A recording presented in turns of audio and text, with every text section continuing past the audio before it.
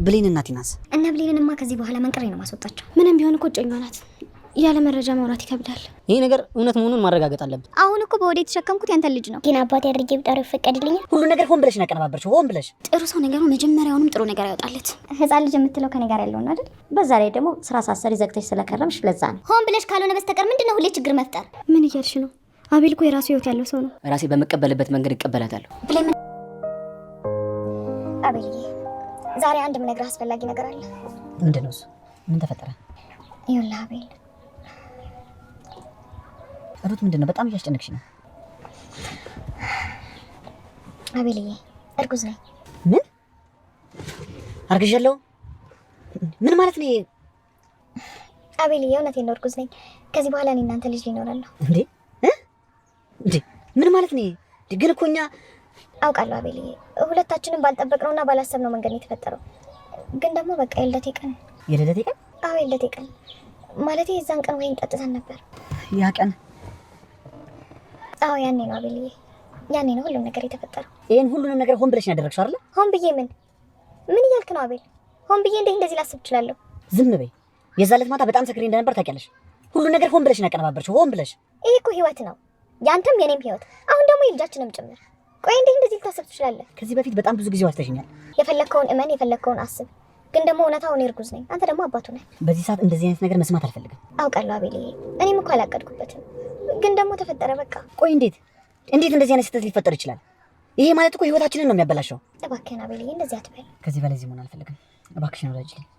ወዴት ልትሄድ ነው? በቃ ብቻዬን መሆን እፈልጋለሁ። ፕሊስ ውረጂ። እሺ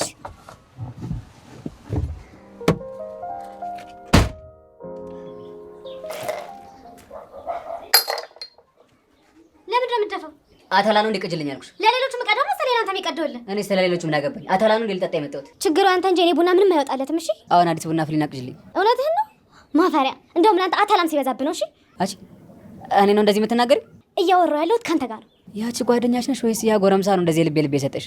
ጎረምሳ ደግሞ ይሄም ጎረምሳ ነው። ባለፈው እንዳስደበደብሽኝ የረሰውልሽ እንዳይመስልሽ። ስለሱ ታወራ ትንሽ አታፍርም?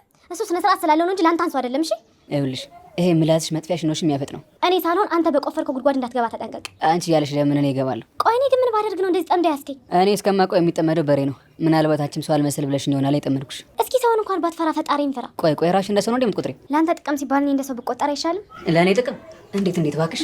እኔ ሰው ካልተባልኩኝ አስበኋላ አንተ ምን ልትባል እንደምትችል ጭራሽ መሳደብ ጀምር። ለነገሩ እኔ ፊት የሰጠሁሽ ይሄን ነበር መድፈት። ምን ትመስላለች እቺ?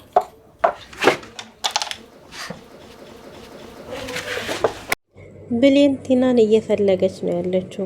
ቲና ግን ያገታትን ባታቅም ድንገት በአጋጣሚ ሎኬሽን ተጠቅመው እዛ ቦታ ደርሰው ብሌን ስትጣራ እንደ አጋጣሚ ሆኖ ተገናኝተዋል። አሁን ላይ ቲና ተገኝታለች። ብሌን እና ቲና ከአቤል ቤት እየኖሩ ነው። አቤል ፍቅረኛው ጋር ሁሌም ጦርነት ይገጥማል። ምክንያቱም እሱ ጋብቻው እንዲቆይ ይፈልጋል፣ እሷ ደግሞ ቶሎ እንዲጋቡ ትፈልጋለች። ይባስ ብላ ደግሞ ዛሬ ነፍሰ ጡር እንደሆነች አበስረዋለች። ሰላም ሰላም፣ ውድና የተወደዳችሁ ውድ ቤተሰቦች እንደምን አላችሁ? በያላችሁበት የዓለም ዳርቻ ሰላማችሁ ብዝት ይበልና እያልን ዛሬም በአዲስ ወደ እናንተ መጥተናል። እናንተም በቅንነት ላይክ፣ ሼር እያረጋችሁ ቤተሰብ ታደርጉን ዘንድ በትህትና እንጠይቃለን። ቤተሰብ ላረጋችሁንም ከልብ እናመሰግናለን። ባለጀበናዋ ተከታታይ ድራማ እንግዲህ አስደማሚነቱን እንደቀጠለ እዚህ ደርሷል። ሲዘልቀን ነው እንግዲህ በባለፈው እንዴት ተመለከት ነው ቲና ጠፍታ ብሌን በጣም ተጨናንቃ ነበር። ብሌን በጣም ተጨናንቃ ቤቱንም ለቀሽ ውጭ ቤቱ ያስፈራሻል ተብላ በዛ ስበብ ነበር አቤል ጋር የሆነችው። አቤል ደግሞ እንግዲህ ከሂሩት ጋር እየተከራከሩ ይገኛሉ። ብሌንን ከኔ በተሻለ እንዴት ልወዳት ቻለ? ምንድነው የተለየ ነገር ያላት እሷ ከኔ እያለች በጣም በሚገርም ሁኔታ እንግዲህ እየተጨቃጨቁ ይገኛሉ። ብሌንም ለአቤል ይሄ ነገር አይገባውም ነበር፣ እሱ መልካም ሰው ነው፣ ግን ከእሷ ጋር ደስተኛ አይመስለኝም እያለች ትገኛለች።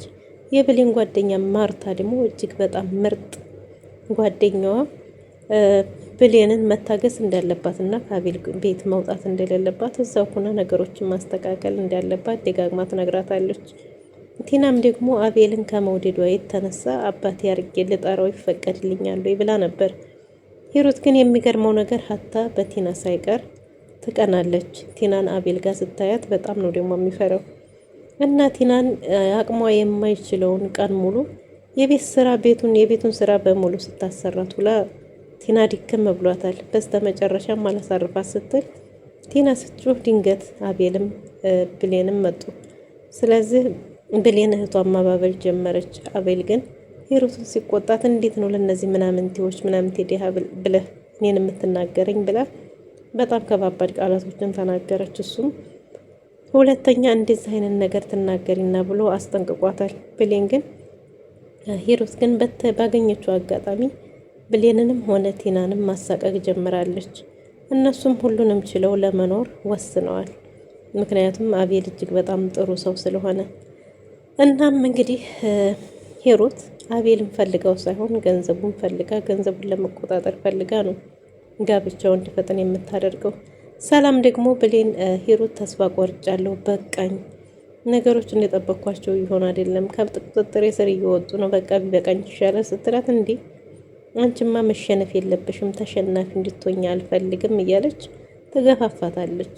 ለመልካም ነገር የሚመክር እንዳለ ሁሉ ለመጥፎም ደግሞ የበለጠ የሚያበረታ አይጠፋምና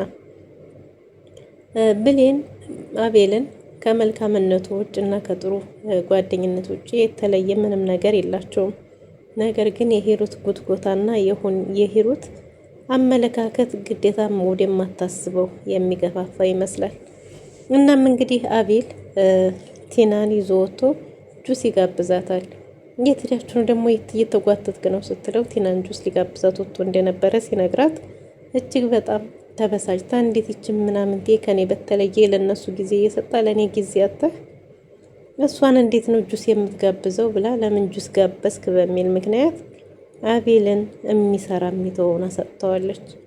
አቤልም ልጅ ፊት መጥፎ ነገር አትናገር ሲላት ደግሞ ይች ልጅ ናት ይች ምናምንቴ እሷንም ከሰው ቆጥረህ ብላ ሂሩት የክፋትን ጥግ ስታሳየው እሱም ስርዓት ያዥ ከዚህ እላፊ እንዳትናገሪ ብሎ ቲናን ወደ ክፍሏ እንድትገባ ያዛታል።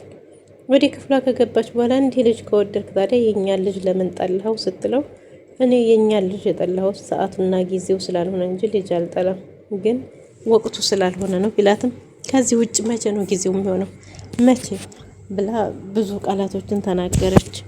አቤልም ስርዓት ያዥ ሰላም ስጭኝ እኔ ላርፍ ነው የሚመጣው ብሎ ቢናገራትም ሂሩት ግን ዝም ልትል አልቻለችም። አቤል እግሩ ወጣ ሲል ተከታትላ ሂደ ከዚህ በኋላ አቤል አጠገብ ላይሽ አልፈልግም ብላታለች ቲናም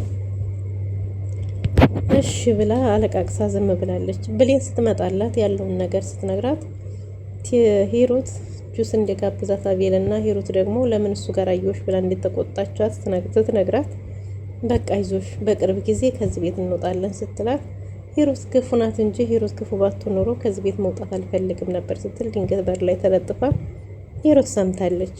እሱንም የሰማችው ሂሩት እንግዲህ መቆየት ማስባችኋል ስትላት አይ አይደለም እኮ አቤልን ስለምትወደው እንጂ ሌላ ነገር አይደለም ስትላት ለምን ትወደዋለች አቤልን ከዚህ ቤት ለቃችሁ ውጡ ብላችኋለች። እናም እንግዲህ ሂሩት ለጓደኛዋ ለሰላም ያለውን ነገር ስታወራ ማለት ነፍሰ ጡር ሳትሆን ነፍሰ ጡር ነኝ እንዳለችውና ሰርጉ እንዲፋጠን ፈልጋ እንደሆነ እሱም ደግሞ እሺ ብሎ ሽማግሌ ሊልክ እንድትስማማና እሺ እንዳላት ለሰላም ስትነግራት አጋጣሚ ብሌን በር አጠገብ ነበረችና ሁሉንም ነገር ሰምታታለች። የሰማችው ነገር ያስደነገጣት ብሌን ለጓደኛዋ ቡና የምትሰራበት ቦታ ለማርታ ሄዳ ሁሉንም ነገር ትነግራታለች። ማርትዬ እሱ መልካም ሰው ነው፣ ለሱ አይገባውም ነበር። እሱም ብላ ሳይሆን ግን ገንዘቡን ብላ ነው ገንዘቡን ነው እንጂ እሱም ፈልጋ እንዳልሆነ ሁሉንም ነገር ለማርታ ስትነግራት ማርታ እውነቱን ትነግረዋለች ለአቤል ስትላት እንዴት አድርጌ ስትልና ምን ይሻላል መልካም ሰዎች እኮ ለነሱ መልካም አይገጥማቸውም ብላ እሷም በጣም አዝናለች ማርታ እና ብሌንን ከጎኑ መሆን እንዳለባትና እንድታግዘው ገፋፍታታለች። በዚህ ሰዓት በፍጹም ካጠገቡ መራቅ የለብሽም፣ በተቻለ መጠን እሱን ማገዝና መርዳት አለብሽ ብላታለች። እሷም በሀሳቧ ተስማምታ ግን እኮ ቲናዬ በጣም እየተጨናነቀችብኝ ነው ብላ ስለ እህቷ ነግራታለች። ምንም ቢሆን ብቻ እንዴት ማድረግ ነው የሚቻለው? ብቻ ነገሮችን ዝም መከታተል የተሻለ ነው ብላታለች። በዚህም ተስማምተዋል።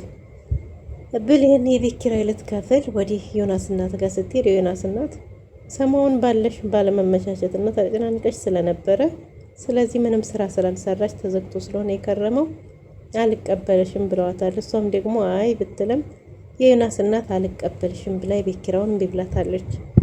ቲናም ብሌንም ካልተቀበልሽኝ አልሄድም እማዬ ስትላት በፍጹም ይሻልልሽም ስትል ተመልሰው ሄደዋል። የዮናስን የሚጠጣበትን እንኳን ንገሪኝ እኔ ልክፈል ብለሽ አንቺ እምቢ ብለሻል ስትላት እንደ ዮናስንማ ተከፈለ ራሱ ይክፈል ካልሆነም ደግሞ ይቅር እንጂ አንቺ ምን ዕዳ ያለብሽና ነው አንቺ አትከፍሊም ብላለች። ዮናስም ሄዶ ቤቱ ተዘግቶ እንደነበረና እሷ ሰው እንዳልሆነች እንደ ሰው እንደማትቆጠር ደጋግሞ ነግሯታል።